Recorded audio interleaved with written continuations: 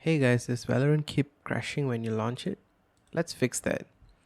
Okay guys, so what you're going to do is you're going to click on your start button here and then type in run. Okay, so here run, you're going to go for app data. Just type in app data, click enter, and it should open the app data folder. Go into local and then search for Valorant. Okay, it should be here. Double click on that and you can see a folder here saved. Okay, just delete the folder.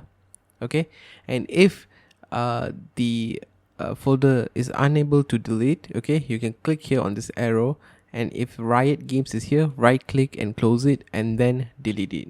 Okay, and it should delete. Once it's deleted, restart your computer and try to launch Valorant again. It should work.